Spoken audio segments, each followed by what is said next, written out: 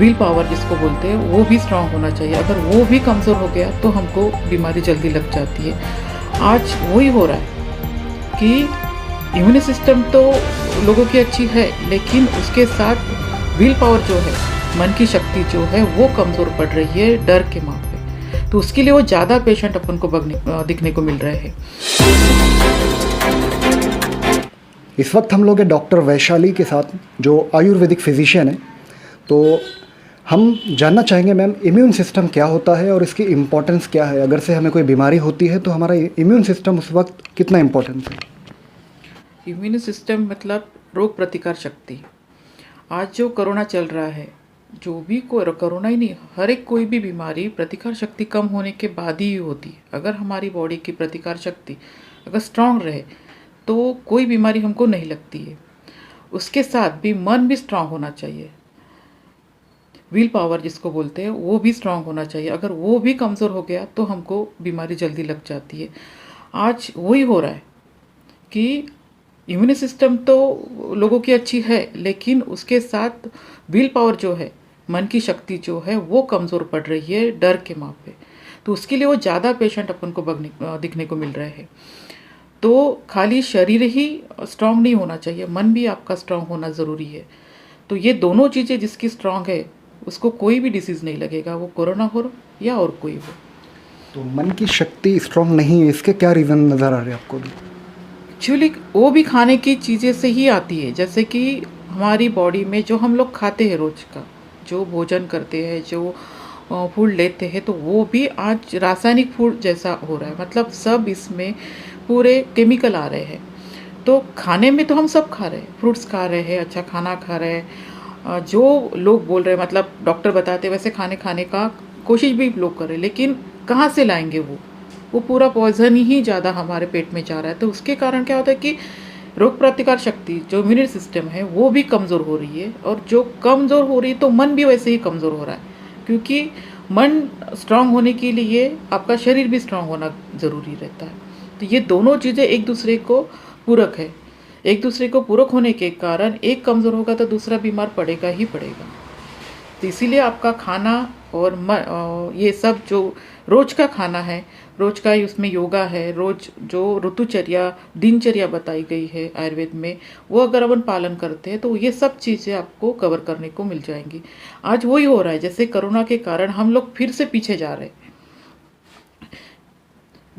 हैं। क्योंकि कोई अभी घर में जब आते थे तो पाँव धो के कोई नहीं आता था, डायरेक्ट शूज लेके घर में घुसता था।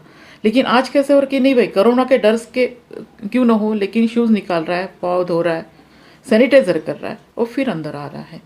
तो ये जो चीज़ें हो रही है, जो पहले ये हर रोज़ होती थी, रोज़ मतलब कोई मेहमान अगर हमारे घर में आए तो हम पानी रखते थे बाहर कि वो पाँव धो के आ जाए, अपना पूरा क्लीन, जो भी है बाहर से आते हैं तो फिर अंदर आए जो क्लीन होने के बाद।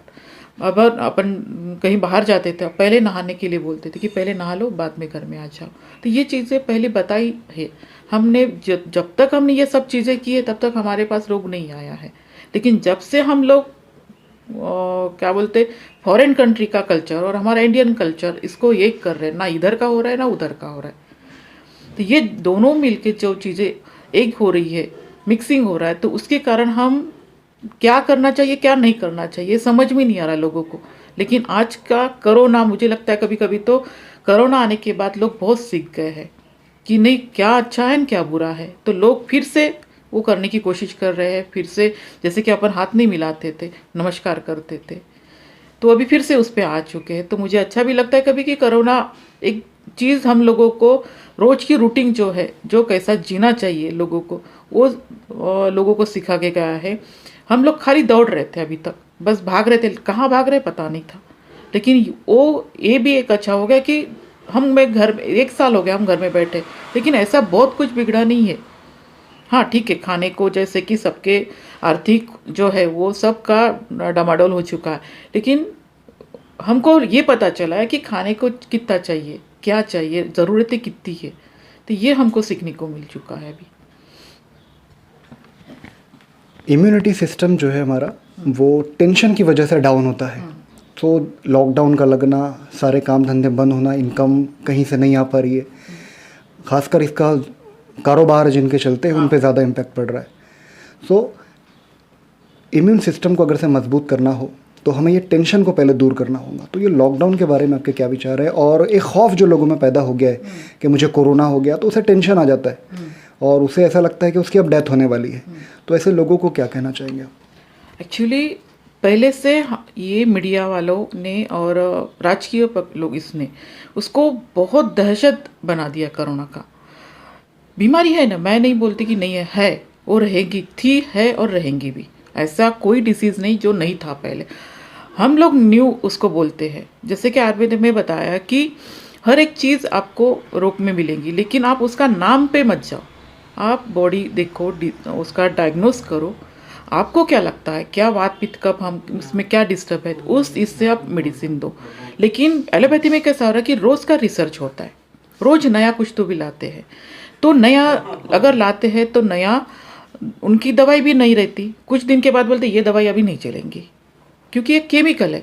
कितने दिन बॉडी एक्सेप्ट करेगी? जब तक वो करती तब तक वो चलती है। लेकिन आयुर्वेद में वैसा नहीं बताया गया। आयुर्वेद में 5,000 साल पहले जो मेडिसिन बताई गई थी, जो चीज़ें तब बताई गए थे, वो पूरी चीज़ें आज हम लोग वही यूज़ करते हैं। खाली उसका प्रमाण जो है, डोजेस है, उसको कम ज़्यादा करते हैं। उसमें कुछ फर्क नहीं पड़ा, क्योंकि उसमें वैसे बताया गया कि डिसीज़ रोज के ही है, हज़ारों लाखों वायरस है। आप किस किस का नाम दोगे? किस किस का डिसीज़ का नाम दे के आप अलग अलग मेडिसिन उसको देंगे? वायरस वही है, नाम नया है। तो आप उससे मत डरो। उससे भी ज़्यादा, जैसे कि कोरोना से भी ज़्यादा कैंसर से मर रहे, टीबी से मर रहे, डिहाइड्रेशन से मर रहे लोग, उस पर ध्यान ही नहीं है। क्योंकि जनरल लोगों को, जनता को ये पता नहीं कि हॉस्पिटल में रोज कितने डेथ होती है, ये पता नहीं है। इसलिए ये बहुत लगती है। अभी 50 लोग मरते हैं। नागपुर की लोक संख्या कितनी है, कितने बीमार पड़ते हैं, लेकिन हर एक चीज़ हम कोरोना में इंक्लूड करेंगे तो ये चीज़ तो गलत है ना। तो ये दहशत बढ़ाने का कोशिश ज़्यादा हो रहा है।